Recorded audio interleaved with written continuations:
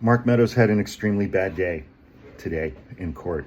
And yes, I look backwards because I'm recording this to my phone because I tried to record it in TikTok and it was like 7 minutes long. And so TikTok deleted it before I could post it. Thanks, TikTok. Appreciate it. So, Trump, his cronies, his supporters have all been making one overarching argument with regard to everything related to every conspiracy they were running related to overturning the 2020 election.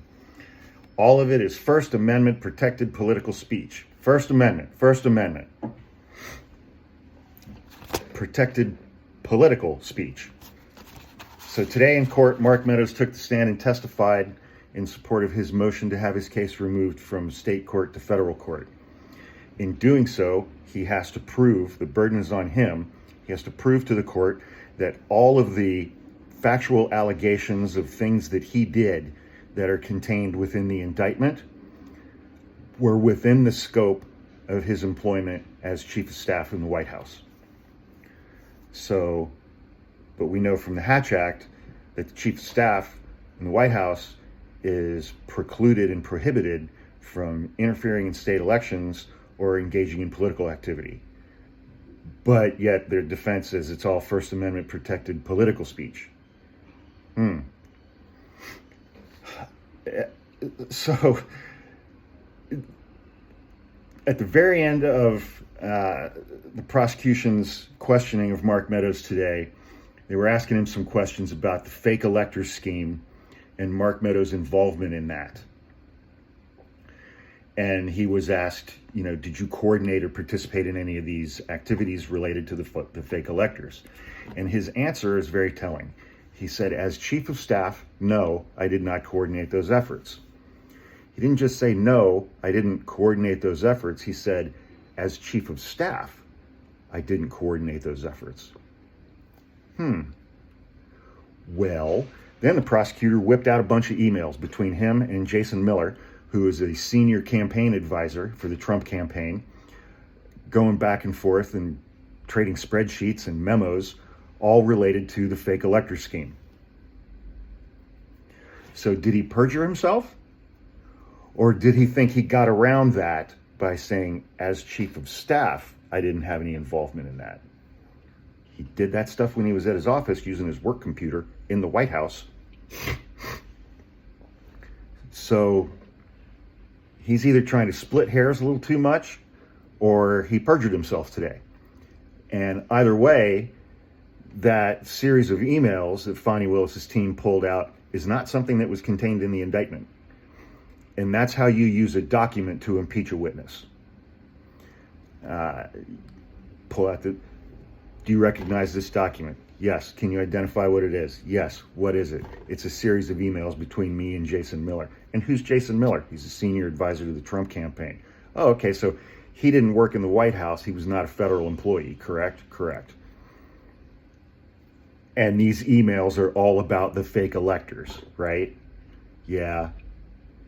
Which is a political activity that was being handled exclusively by Trump's campaign, correct? Yeah. Which brings up another issue. That issue is credibility.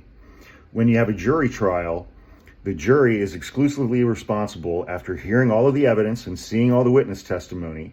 The jury decides what the facts are, and they weigh the credibility of witnesses who testified and the credibility and weight of any other evidence that was admitted in the case. When you have a hearing like we had today, it's basically like a mini bench trial. There's no jury. So the judge takes over those roles.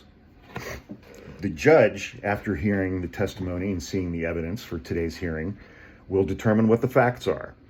And he will also weigh the credibility of the witnesses who testify and any documentary evidence that is admitted. So Mark Meadows is basically making the argument, there's nothing that I did as chief of staff that couldn't be within the scope of my employment because I was chief of staff 24/7. So every single thing I did from election day until January 6th was therefore, by definition, within the scope of my employment. That's a dumb argument. And he just kept asserting that all of these things were within his job duties as chief of staff. I don't know that he provided any evidence as to anyone other than him defining what those job duties are or what the scope of that employment is. As far as I know, he's the only one who provided any evidence as to what the scope of my employment as chief of staff is, which is, it's just a self-serving assertion, which is going to carry very little credibility with the court, and it's going to carry very little weight as evidence, especially after being confronted with that series of emails between him and Jason Miller. And so I think he had a bad day. The prosecution kicked his ass at the very end with that series of emails. He either perjured himself when he said, as chief of staff, I didn't coordinate those efforts, when clearly he did, as was shown in those emails, or he's trying to split hairs in a manner, which again, the judge is going to be like, really, dude? And that's going to negate a huge amount of his credibility in this hearing. So we'll get a decision from this judge in a few days, but I think Mark Meadows had a bad day today.